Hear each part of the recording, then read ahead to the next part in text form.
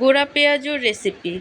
পেঁয়াজুর recipe মচমচে পেঁয়াজু recipe Ramzan special পেঁয়াজু। আর এই পেঁয়াজুটা ঘরে তৈরি করা খুব সহজ, যেহেতু আমরা বাহির থেকে কিনে এনে খেয়ে থাকি।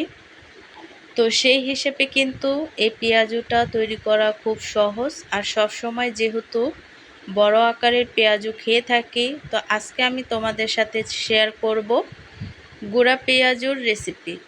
এটা খুব ছোট ছোট হয় আকারে, দেখতেও অনেকটা কিউট লাগে, খেতেও কিন্তু টেস্টি লাগে, অনেকেই ক্রিসপি এবং অনেকটাই সুস্বাদু হয়।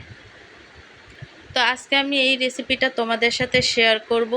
তো রেসিপিটা তৈরি করার জন্য এখানে আমি ডাল নিয়ে নিছি।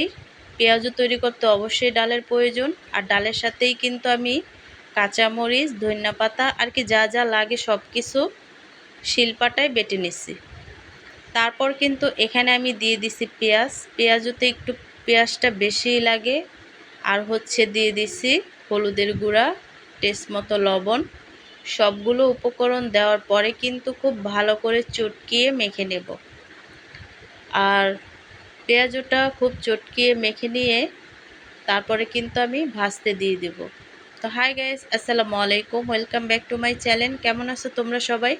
আশা করি ভালো আছো, আল্লাহর রহমতে আমি অনেক ভালো আছি। তো গাইস, তোমাদের মাঝে আমি শর্টকাট পেঁয়াজুর রেসিপিটা নিয়ে আসছি। আর এই পেঁয়াজুটা তৈরি করা খুব সহজ, আর খুব কম সময়ের মধ্যে কিন্তু রেসিপিটা আমি তৈরি করে দেখাইছি।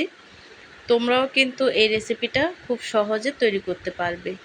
তো এই ছোট ছোট পেঁয়াজুটি কেমন লাগছে অবশ্যই কিন্তু কমেন্টে জানাবে। আর এই পেঁয়াজুটা তৈরি করা খুব সহজ। তো আজকের রেসিপিটি কেমন লাগছে অবশ্যই কিন্তু কমেন্টে জানাবে। তো অন্য কোনো রেসিপি নিয়ে তোমাদের মাঝে আবার চলে আসব।